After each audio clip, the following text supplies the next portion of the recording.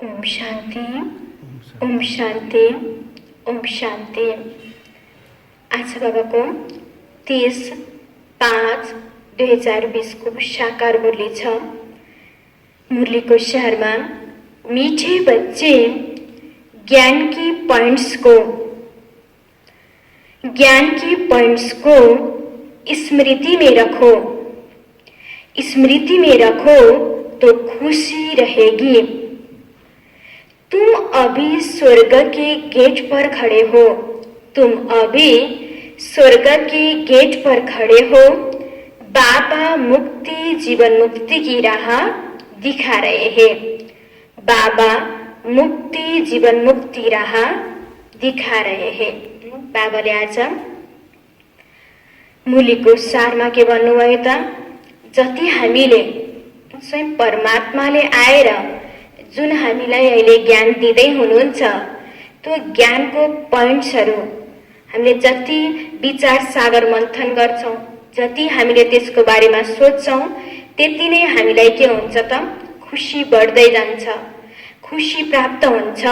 र बाबाले भन्दै हुनुहुन्छ, स्वयं परमात्मा आएर हामी सबै आत्माहरूलाई पतितबाट पावन बनाएर मुक्ति अर्थात् हाम्रो घर परमधाम र सतयुग नयाँ दुनियाँमा लिएर जानको लागि आउनु भएको छ। बाबा तयार हुनुहुन्छ, हामीलाई पनि के हुनु छ त, तयार हुनु छ। प्रश्नमा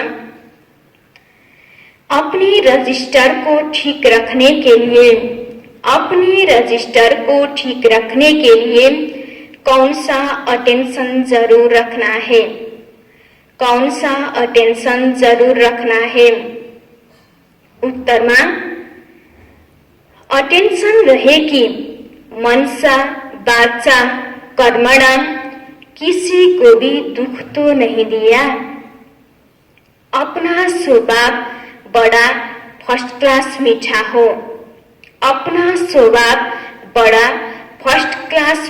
हो। माया नाक कान पकड़कर ऐसा कोई कर्तव्य न करा दे। माया नाक कान पकड़कर ऐसा कोई कर्तव्य न करा दे जिससे किसी को दुख मिले। अगर दुख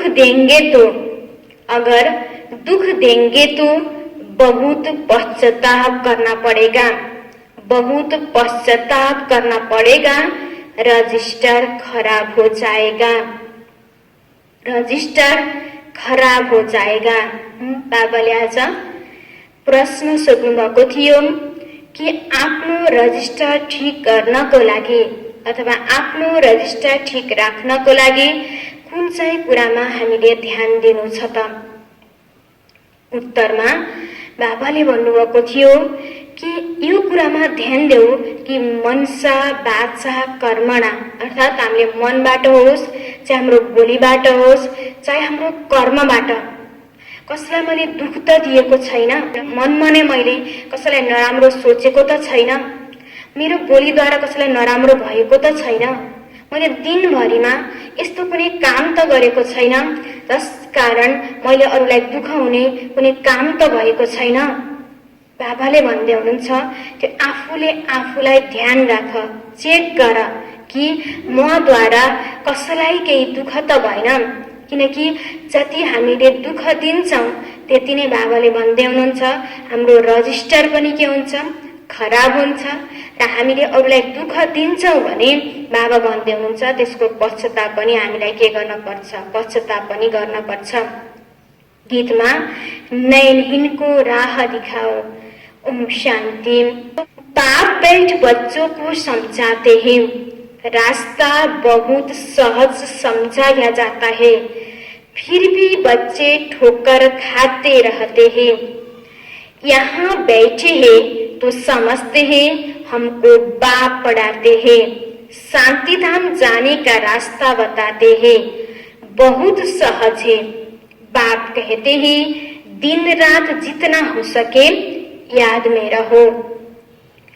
वह भक्ति मार्ग की यात्रा टांगों की होती है, बहुत धक्के खाने पड़ते हैं। यहाँ तुम बैठे हुए भी याद की यात्रा पर हो। यह भी बाप ने समझाया है, दैवी गुण धारण करने हैं।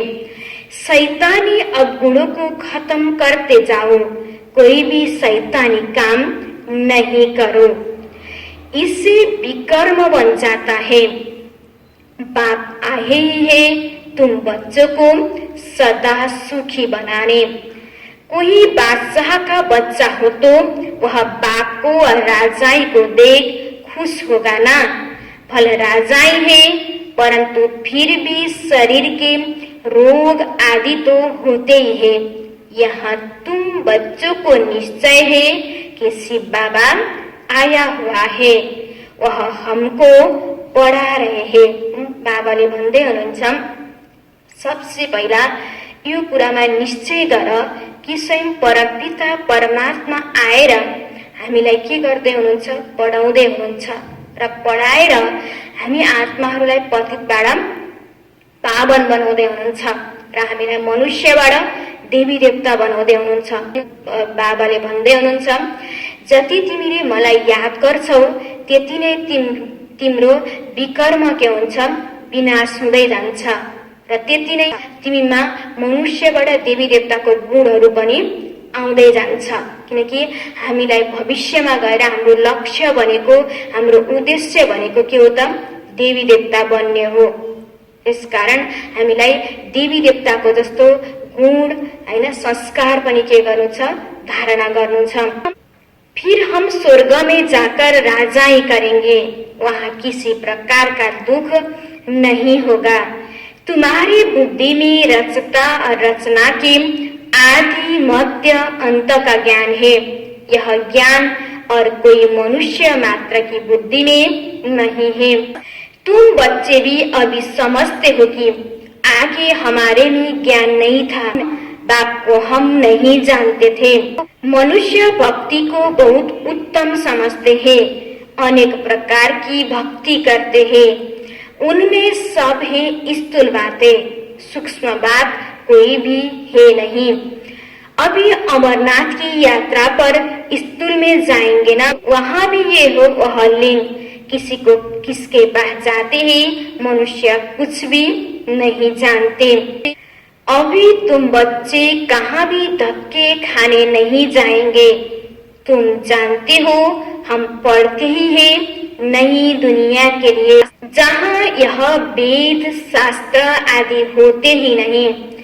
सतयुग में भक्ति होती नहीं, वहाँ है ही सुख। जहाँ भक्ति है वहाँ दुख है। यह गोले का चित्र बड़ा अच्छा है, स्वर्ग का गेट इसमें बड़ा क्लियर है। यह बुद्धि में रहना चाहिए।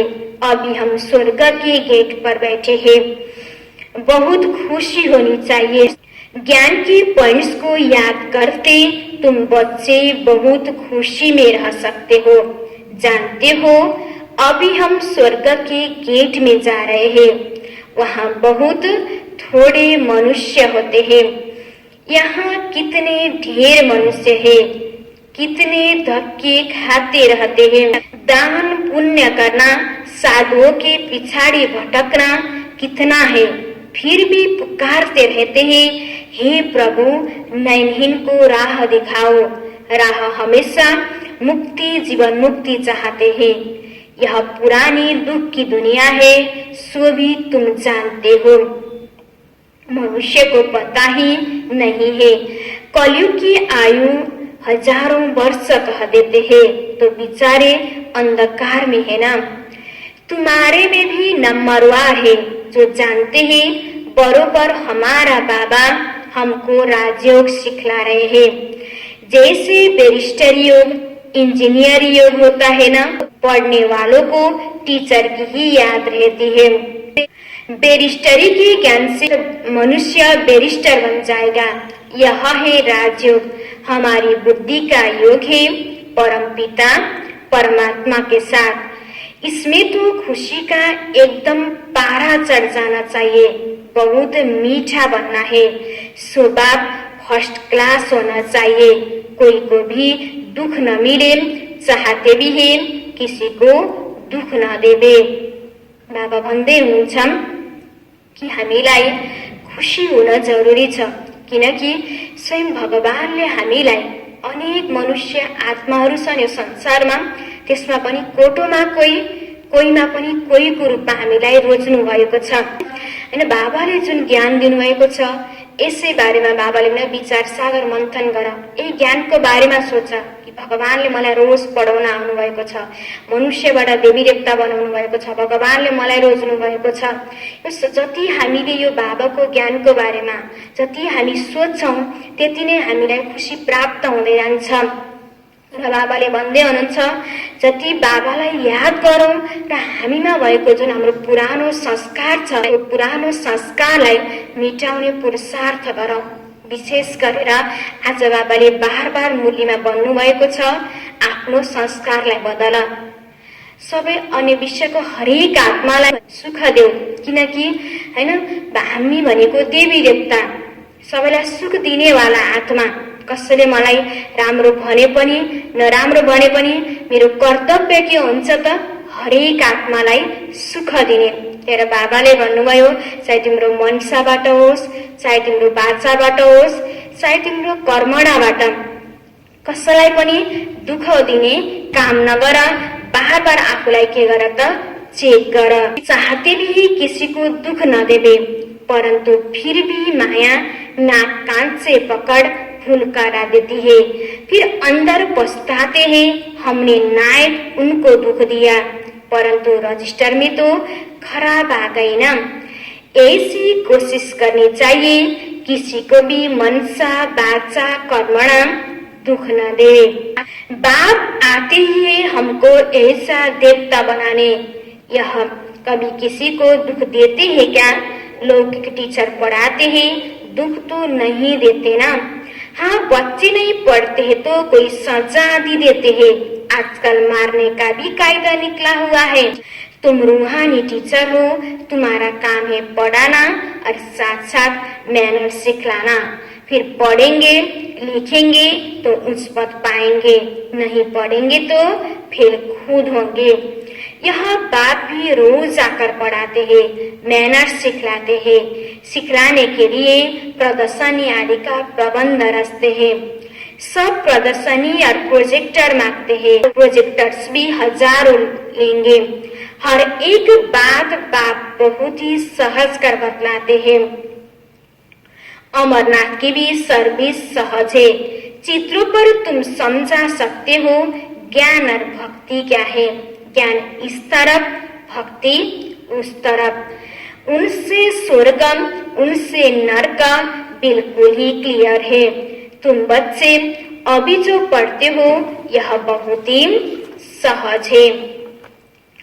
अच्छा पढ़ भी लेते हो, परंतु याद की यात्रा कहाँ? यह है सारी बुद्धि की बात। हमको बाप को याद करना है, इसमें ही माया भटकाती है, एकदम योग तोड़ देती है। बाप कहते हैं तुम सब योग में बहुत कमजोर हो, अच्छे महारथी भी बहुत कमजोर है। समझते ही इनमें यह ज्ञान बड़ा अच्छा है, इसलिए महारथी है। बाबा कहते हैं घोड़े सवार प्यादे हैं, महारथी वह जो याद में रहते हैं। उठते बैठते याद में रहे तो विकर्म विनाश होंगे, पावन होंगे, नहीं तो सजा भी खानी पड़ेगी और पद भी भ्रष्ट हो जाएगा। इसलिए अपना चार्ट रखो तो तुमको मालूम पड़ेगा। बाबा खुद बतलाते हैं, मैं भी पुरुषार्थ करता हूँ। बाबा भन्दै हुनुहुन्छ कि तिमीले हैन जति पढे पनि जबसम्म तिमीले बाबाको याद गर्दैनौ, परमात्मालाई याद गर्दैनौ, तबसम्म विकर्म के हुँदैन त विनाश हुँदैन। तर विकर्म विनाश गर्नको लागि बाबाले भन्नुभयो खाँदा बस्दा कुनै पनि काम गर्दा फेरि मनमा नै के गर त बाबालाई याद गर। अब हामीले खाँदा बस्दा पनि हामीले अनेक थरी कुराहरू सोच्यौं भने, व्यर्थ चिन्तन गर्यौं भने झन् के हुन्छ विकर्म बढ्दै जान्छ। तर बाबाले भन्नुभयो हर पल के गर मलाई याद गर। जति तिमीले मलाई याद गर्छौ त्यति नै विकर्म पनि के हुन्छ विनाश हुँदै जान्छ र त्यसको लागि बाबाले भन्नुभयो सुत्नुभन्दा अगाडि मैले दिनभरिमा बाबालाई कति याद गरेँ त, दिनभरि ज्ञानको चिन्तन मैले कति गरेँ, चार्ट राख र चार्ट राखेर आफूले आफूलाई चेक गर र बाबाले भन्नुभयो यदि ममा मैले यादको मात्रा ज्ञानको मात्रा यदि कमी छ भने यसलाई भोलिपल्टबाट के गर्नु पर्यो, फेरि त्यो यादको मात्रालाई बढाउन पर्यो। तर बाबाले भन्नुभयो चार्ट राख र चार्ट राखेर त्यो चार्टबाट आफूलाई चेन्ज गर, परिवर्तन गर। तुम तीखे जा सकते हो, पापा के ऊपर तो बहुत फिक्रा थे, घड़ी घड़ी बुद्धि और तरफ चली जाती है, बाबा के ऊपर तो बहुत फिक्रात रहती है ना। तुम तीखे जा सकते हो, फिर साथ में अपने चलन भी सुधारनी है। पवित्र बनकर और फिर विकार में गिरा तो कमाई चट हो जाएगी। कोई पर क्रोध किया, लून पानी हुआ तो गोया असुर बन जाते हैं। अनेक प्रकार की माया आती है, संपूर्ण तो कोई बना नहीं है। बाबा पुरुषार्थ कराते रहते हैं, कुमारियों के लिए तो बहुत सहज है। इसमें अपनी मजबूती चाहिए, अंदर की सच्चाई चाहिए। अगर अंदर कोई के साथ दिल लगी हुई होगी तो फिर चल न सके। कुमारियों माताओं को तो भारत को स्वर्ग बनाने की सर्विस में लग जाना चाहिए। इसमें है मेहनत, मेहनत बिगर कुछ भी मिलता नहीं। तुमको 21 जन्म के लिए राजाई मिलती है तो कितनी मेहनत करनी चाहिए। वो पढ़ाई भी बाबा इसलिए पढ़ने देते हैं, कहते हैं जब तक इसमें पक्का हो जाए, ऐसा न हो फिर दोनों जहान से चला जाए। कोई के नाम रूप में लटक मरते तो खत्म हो जाते हैं। तकदीरवान बच्चे ही शरीर का भान भूल अपने को अशरीरी समझ बाप को याद करने का पुरुषार्थ कर सकते हैं। बाप रोज रोज समझाते हैं, बच्चे तुम शरीर का भान छोड़ दो, हम अशरीरी आत्मा अब घर जाते हैं। यह शरीर यहाँ छोड़ देना है, वो तब छोड़ेंगे जब निरंतर बाप की याद में रह कर्मातीत हो जाए। इसमें बुद्धि की बात है, परंतु किसी की तकदीर में नहीं है तो तब फिर भी क्या करें। बुद्धि में यह रहना चाहिए कि हम अशरीरी आए थे, फिर सुख के कर्म बंधन में बंधे, फिर रावण राज्य में विकारी बंधन में फंसे। अब फिर बाप कहते हैं अशरीरी होकर जाना है, अपने को आत्मा समझ मुझे याद करो। बाबा भन्दै हुनुहुन्छ जब यो दुनियाँमा आयौं हैन, यो दुनियाँमा आउँदा यो दुनियाँ पनि एकदम राम्रो थियो, यही दुनियाँलाई स्वर्ग भनेर भनिन्थ्यो। आत्मा पूर्ण रूपमा सत्व प्रधान थियो र आत्मा देवी देवताको रूपमा थियो र यी कर्म बन्धनमा आउँदा फेरि यी जन्म मरणको चक्रमा आउँदा यी आत्मा द्वापर युगबाट काम क्रोध लोभ मोह अहंकार रावणको जुन 5 विकार रूपी रावणको हामी जन्जिरमा फस्यौं र हाम्रो अवस्था सत्व प्रधानबाट तम प्रधान हुँदै गयो। र अहिले बाबा फेरि यो हाम्रो जुन बेहदको नाटक छ, यो नाटक के हुन लागेको छ त अन्त्य हुन लागेको छ। र बाबा फेरि आएर भन्दै हुनुहुन्छ तिमीलाई फेरि अब के गर्नु छ, वापस आफ्नो घर जानु छ। तिमी एउटा आत्मा हौ, एउटा एक्टर हौ, तिम्रो नाटक खत्म भयो। तिमीलाई फेरि आफूलाई आत्मा रूपमा स्थित राखेर वापस के गर्नु छ त, घर जानु छ। बाबा भन्दै हुनुहुन्छ बुद्धि में यह रहना चाहिए कि हम अशरीरी आए थे। अपने को आत्मा समझ मुझे याद करो, आत्मा ही पतित बनी है। आत्मा कहती है हे पतित पावन आओ। अभी तुमको पतित से पावन होने की युक्ति भी बतलाते रहते हैं। आत्मा है ही अविनाशी, तुम आत्मा यहाँ शरीर में आए हो पाठ बचाने। यह भी अब बाप ने समझाया है, जिनको कल्प पहले समझाया है वही आते रहेंगे। अब बाप कहते हैं कलयुगी संबंध भूल जाओ, अब तो वापिस जाना है। यह दुनिया ही खत्म होनी है, इनमें कोई सार नहीं है, तब तो धक्के खाते रहते हैं। भक्ति करते हैं भगवान से मिलने, समझते हैं भक्ति बड़ी अच्छी है। बहुत भक्ति करेंगे तो भगवान मिलेगा और सदगति में ले जाएंगे। अभी तुम्हारी भक्ति पूरी होती है, तुम्हारे मुख से हे राम, हे भगवान, यह भक्ति के अक्षर भी न निकले।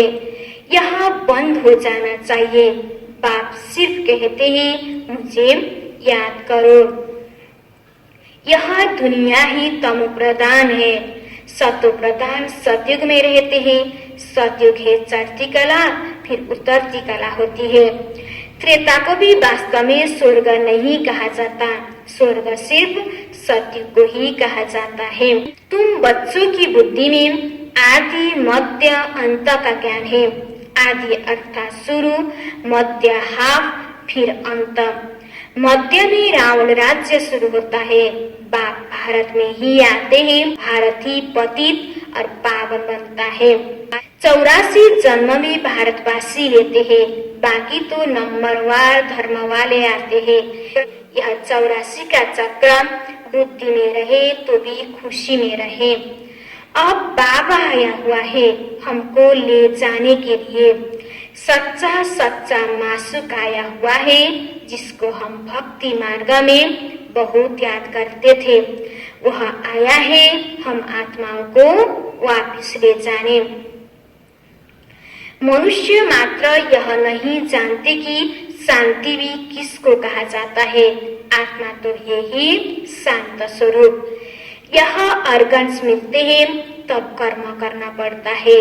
बाप जो शांति का सागर है वह सबको ले जाते हैं, तब सबको शांति मिलेगी। सतयुग में तुमको शांति भी है, सुख भी है। बाकी सब आत्माएं चली जाएगी शांति धाम। बाप को ही शांति का सागर कहा जाता है। यह भी बहुत बच्चे भूल जाते हैं, क्योंकि देह अभिमान में रहते हैं। देही अभिमानी होते नहीं। बाप शांति तो सबको देते हैं ना। चित्रा में संगम पर जाकर दिखाओ। इस समय सब अशांत है। सतयुग में तो इतने धर्म होंगे ही नहीं, सब शांति में चले जाएंगे। वहाँ दिल भरकर शांति मिलती है। तुमको राजाई में शांति भी है, सुख भी है। सतयुग में पवित्रता, सुख, शांति सब है तुमको। मुक्ति धाम कहा जाता है स्वीट होम को। वहाँ पतित दुखी होंगे नहीं, दुख सुख की कोई बात नहीं। तो शांति का अर्थ नहीं समझते। रानी का हार का मिसाल देते हैं ना। अब बाप कहते हैं शांति सुख सब लोग। आयुष्मान भव वहाँ कायदे अनुसार बच्चा भी होगा। बच्चा मिले उसके लिए कोई पुरुषार्थ नहीं करना पड़ता है। शरीर छोड़ने का टाइम होता है तो साक्षात्कार हो जाता है और शरीर खुशी से छोड़ देते हैं। जैसे बाबा को खुशी रहती है ना, शरीर छोड़कर हम यह बनूंगा अभी पढ़ रहा हूँ। तुम भी जानते हो हम सतयुग में जाएंगे। संगम पर ही तुम्हारी बुद्धि में यह रहता है तो कितनी खुशी में रहना चाहिए। जितनी ऊंची पढ़ाई उतनी खुशी।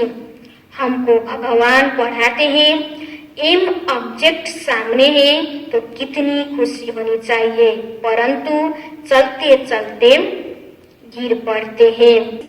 तुम्हारी सर्विस वृद्धि को तब पाएगी जब कुमारियां मैदान में आएगी। बाप कहते हैं आपस में एक तो लूटपानी मत बनो।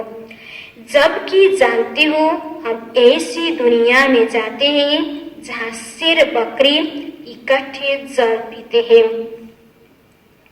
वहाँ तो हर एक चीज देखने से ही दिल खुश हो जाती है। नाम ही है स्वर्ग। तो कुमारियां लौकिक माँ बाप को बोलो अभी हम वहाँ जाने की तैयारी कर रहे हैं। पवित्र तो जरूर बनना है। बाप कहते हैं काम महाशत्रु है। अब मैं योगिन बनी हूँ इसलिए पतित नहीं बन सकती। बात करने की खड़ाई चाहिए। ऐसी कुमारियां जब निकलेगी फिर देखना कितनी जल्दी सर्विस होती है, परंतु चाहिए नष्ट मोह। एक बार मर गई तो फिर याद क्यों आनी चाहिए। परंतु बहुतों को घर की, बच्चे आदि की याद आती रहती है। फिर बाप के साथ योग कैसे लगेगा। इसमें तो यही बुद्धि में रहे कि हम बाबा के हैं। यह पुरानी दुनिया खत्म हुई पड़ी है। बाप कहते हैं मुझे याद करो। अच्छा, मीठे मीठे सिखलाते बच्चों प्रति माता पिता बाप दादा का याद प्यार और गुड मॉर्निंग। रूहानी बाप की रूहानी बच्चों को नमस्ते। रूहानी बच्चों की रूहानी बाप को याद प्यार और गुड मॉर्निंग। नमस्ते नमस्ते। धारणा के लिए मुख्य सार 1 नंबरमा छ, अपनी ऊंची तकदीर बनाने के लिए, अपनी ऊंची तकदीर बनाने के लिए जितना हो सके अशरीरी बनने का अभ्यास करना है। अशरीरी बनने का अभ्यास करना है। शरीर का भान बिल्कुल भूल जाए। शरीर का भान बिल्कुल भूल जाए। किसी का भी नाम रूप याद न आए। किसी का भी नाम रूप याद न आए। यह मेहनत करनी है। बाबाले धारणाको पहिलो पोइन्टमा के भन्नुभयो त, आफ्नो उस तकदीर बनाउनको लागि आफूलाई के सम्झिने त, बार बार म आत्मा हुँ भनेर के गर्ने, अभ्यास गर्ने। 2 नंबरमा, अपनी चलन का चार्ट रखना है। कभी भी आसुरी चलन नहीं चलनी है। कभी भी आसुरी चलन नहीं चलनी है। दिल की सच्चाई से नष्ट मोहबन, दिल की सच्चाई से नष्ट मोहबन भारत को स्वर्ग बनाने की सर्विस में लग जाना है। भारत को स्वर्ग बनाने की सर्विस में लग जाना है। आफ्नो चार्टलाई के गर त, चेक गर। कहीं कतै मेरो आसुरी चलन त छैन, किनकि मेरो उद्देश्य भनेको के हो त, देवी देवता बन्ने। मेरो संस्कार स्वभाव पनि के हुनुपर्छ त, देवी देवताको जस्तो रोयल हुनुपर्छ। त्यसकारण बाबाले भन्नुभयो हैन, आफूले आफूलाई के गर, चेक गर। म भनेको यस्तो आत्मा हुँ जसलाई भगवानले विश्वको परिवर्तन गर्नको लागि के गर्नुभएको छ त, रोज्नु भएको छ। र बार मनमा, मन बुद्धिमा यही राख्ने कि मलाई विश्वलाई परिवर्तन गर्नु छ, विश्वको सेवा गर्नु छ। वरदानमा छ, अपनी महानता और महिमा को, अपनी महानता और महिमा को जानने वाले सर्व आत्माओं में श्रेष्ठ विश्व द्वारा पूजनीय भव। विस्तारमा, हरेक ब्राह्मण बच्चा वर्तमान समय विश्व की सर्व आत्माओं में श्रेष्ठ है और भविष्य में विश्व द्वारा पूजनीय है। विश्व द्वारा पूजनीय है। नंबरवार होते हुए भी लास्ट नंबर का मड़का भी विश्व के आगे महान है। विश्व के आगे महान है। आज तक भक्त आत्माएं लास्ट नंबर के मड़के को भी, आज तक भक्त आत्माएं लास्ट नंबर के मड़के को भी आंखों पर रखती है, क्योंकि सभी बच्चे बाप दादा के नैनों के तारे हैं। क्योंकि सभी बच्चे बाप दादा के नैनों के तारे हैं, नूरी रत्न है। जिसने एक बार भी मन से, सच्चे दिल से अपने को बाप का बच्चा निश्चय किया, मन से, सच्चे दिल से अपने को बाप का बच्चा निश्चय किया, डायरेक्ट बाप का बच्चा बना, उसे महान व पूजनीय बनने की लॉटरी व वरदान मिल ही जाती है।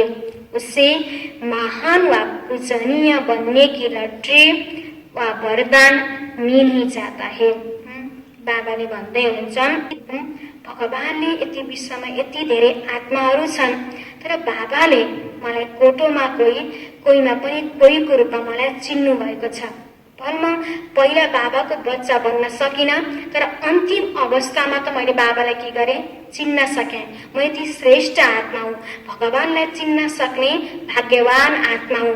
बाबाले भन्नुभयो म यति महान आत्मा हुँ भनेर आफूलाई सोच। र अहिले त भयो, म यति श्रेष्ठ आत्मा भएँ, भगवानलाई चिन्ने मौका पाएँ भने, आँखामा बस्ने बच्चा भएँ भने म यही आत्मा हो जसको पूजा फेरि मेरो द्वापर युगदेखि कलियुगको अन्तसम्म हुन्छ। आफ्नो महानतालाई सधैँ के गर त याद गर कि म यति श्रेष्ठ आत्मा हुँ, यति पूजनीय आत्मा हुँ, स्वयं भगवानको होइन नुरे रत्न हुँ। अनेक भक्तहरूले खोजेको म त्यो देव आत्मा हुँ। बाबा भन्दै हुनुहुन्छ यो सबै कुरालाई सम्झेर, आफ्नो महानतालाई सम्झेर पूजनीय बन, पुरुषार्थ गर भन्नुभएको छ। स्लोगनमा छ स्थिति सदा खजानों से संपन्न और संतुष्ट रहे।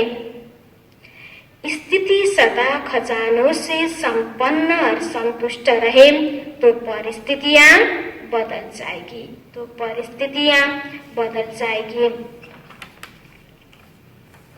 आशा बाबाले मुनिको सारमा भन्नुभएको थियो मीठे बच्चे ज्ञान के पॉइंट्स को स्मृति में रखो तो खुशी रहेगी। तुम अभी स्वर्ग के गेट पर खड़े हो, बाबा मुक्ति जीवन मुक्ति की राह दिखा रहे हैं।